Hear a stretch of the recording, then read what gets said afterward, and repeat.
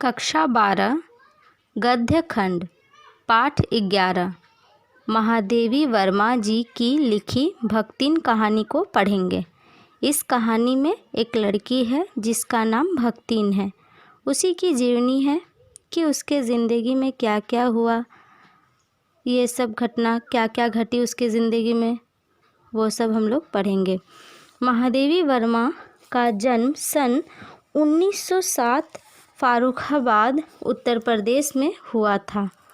उन्होंने कई तरह के पुरस्कार जीते। ज्ञानपीठ पुरस्कार उत्तर प्रदेश हिंदी संस्थान का, भारती पुरस्कार आदि पाए हैं। उनका निधन सन 1987 इलाहाबाद में हुआ। उन्होंने ही नारी समाज में शिक्षा प्रसार किया है।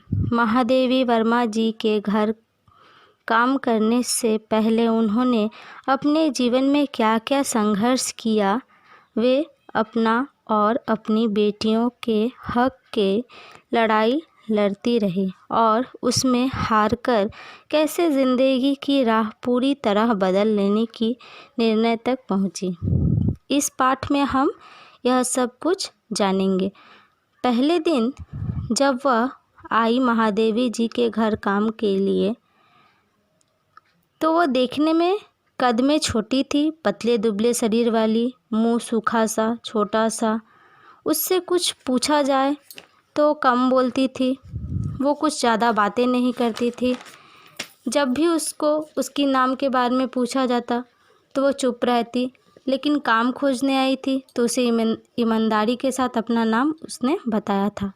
वह किसी अनजाना की पुत्री नहीं, बल्कि वह अनमधया गोपालिका की कन्या है। नाम है लक्ष्मी, अर्थात लक्ष्मी।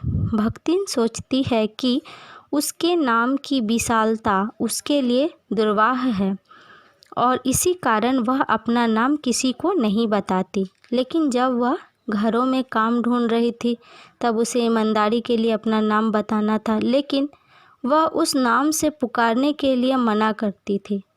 वह चाहती थी कि उसे कोई और नाम से पुकारा जाए, इसलिए महादेवी वर्मा जी ने उसका नाम भक्तिन रखा।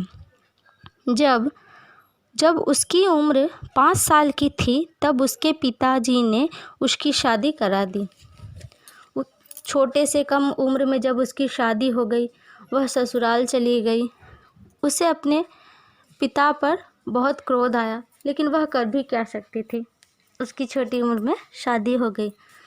उसके पिता जब बहुत ही बीमार थे तो उसे वो खबर नहीं भेजे।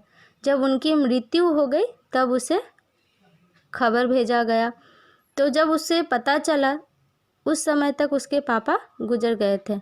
उसकी सास को जब पता चला तो उसकी सास उसे बिना कुछ बताए मायके भेज दी। जब वो मायके आई तो सब लोग उसे बोलने लगे कि अब तुम आई हो, तुम्हारे पापा तो गुजर चुके हैं, तुमने पहले क्यों नहीं आया। तो फिर वो वहाँ एक पल भी रुकी नहीं। ये सब सुनने के बाद वो फिर आ गई अपने ससुराल। जब वो अपने ससुराल आई तो फिर उसके सास उसे ताना मारने लगी, उसकी जेठानियाँ उसे ताना मारने लगी।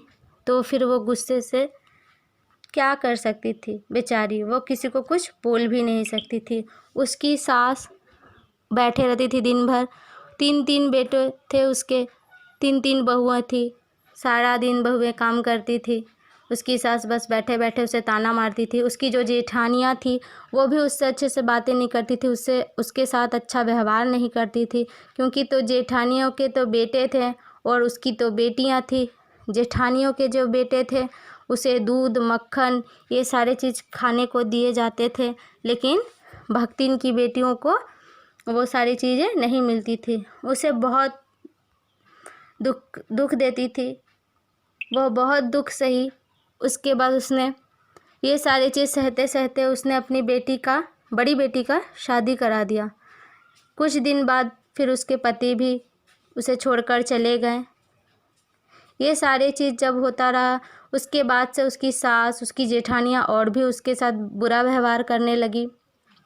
उसके बाद उसकी छोटी बेटी का जब शादी होने का आया तो फिर उसकी छोटी बेटी को भी एक गलत लड़के के साथ शादी कराने के सब साजिश कर रहे थे, लेकिन भक्तिन की बेटी जो थी वो भक्तिन से भी ज़्यादा समझदार थी। उसने पहले ही उस झूठे से शादी करने के लिए मना कर दिया। फिर कुछ दिन बाद ये सारी चीज़ सहते सहते कुछ दिन बाद वो लोग शहर की ओर आ गए।